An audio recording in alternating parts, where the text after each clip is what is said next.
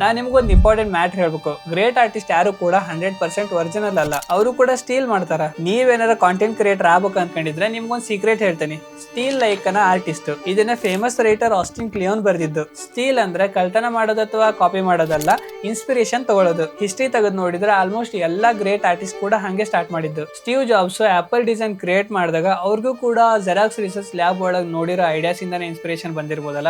Musicians ಕೂಡ ಹಂಗ ಒಂದ್ ಸಾಂಗ್ ಇನ್ಫ್ಲೂಯೆನ್ಸ್ ಇಂದ ಹೊಸ ಸಾಂಗ್ ನ ಕ್ರಿಯೇಟ್ ಮಾಡ್ತಾರ. Film maker also same. One director style ನೋಡಿ ಅವ್ರದೇ ಒಂದು ಓನ್ ಸ್ಟೈಲ್ ನ ಡೆವಲಪ್ ಮಾಡ್ತಾರ. ಇವನ್ ಯೂಟ್ಯೂಬರ್ಸ್ ಕೂಡ ಸೇಮ್. ಈಗ ನೀವು ಕೂಡ ಯೂಟ್ಯೂಬರ್ ಆಗ್ಬೇಕಂದ್ರೆ ಒಬ್ಬ ಯೂಟ್ಯೂಬರ್ ನೋಡಿ ಇನ್ಸ್ಪೈರ್ ಆಗಿರ್ತೀರಲ್ಲ. ಬಟ್ ಒನ್ ಥಿಂಗ್ ನೆನ್ಪಿಟ್ಕರಿ, ಕಾಪಿ ಮಾಡೋದು ಈಸಿ, ಬಟ್ ಅದ ಕಾಪಿನ ಇನ್ಸ್ಪಿರೇಷನ್ ಆಗಿ ತಗೊಂಡು ಅದನ್ನ ನಿಮ್ಮ ಓನ್ ಸ್ಟೈಲ್ ಒಳಗೆ ಡೆವಲಪ್ ಮಾಡ್ತಿರಲ್ಲ, ಅದು ರಿಯಲ್ ಕ್ರಿಯೇಟಿವಿಟಿ. ನೀವು ಏನಾರ ಇನ್ಸ್ಪಿರೇಷನ್ ತಗೊಂಡ್ರೆ ಅದಕ್ಕೆ ನೀವು ಸ್ಟೋರಿ ಆಡ್ ಮಾಡ್ರಿ, ನಿಮ್ ಎಕ್ಸ್ಪೀರಿಯನ್ಸ್ ಆಡ್ ಮಾಡ್ರಿ, ನಿಮ್ ಪರ್ಸ್ಪೆಕ್ಟಿವ್ ಕೊಟ್ಟು ನೋಡ್ರಿ. ಅವಾಗ ಅದು ಕಾಪಿ ಆಗಂಗಿಲ್ಲ, ನಿಮ್ ಓನ್ ಕ್ರಿಯೇಷನ್ ಆಕತಿ. ರಿಮೆಂಬರ್ ದಿಸ್ ಲೈನ್, ಒರಿಜಿನಾಲಿಟಿ ಅಂದ್ರೆ ಕಂಪ್ಲೀಟ್ಲಿ ನೀವು ಕ್ರಿಯೇಟ್ ಮಾಡೋದಲ್ಲ, ಡಿಫ್ರೆಂಟ್ ಇನ್ಸ್ಪಿರೇಷನ್ ನ ಕಂಬೈನ್ ಮಾಡಿ ಒಂದು ಹೊಸ ಥಿಂಗ್ ಕ್ರಿಯೇಟ್ ಮಾಡೋದು. ಇದ್ರ ಬಗ್ಗೆ ಇನ್ನು ಜಾಸ್ತಿ ತಿಳ್ಕೊಬೇಕಂದ್ರೆ ಈ ಬುಕ್ ಬಗ್ಗೆ ಓದ್ಬೋದು. Steel like on artist and not sponsored. Okay.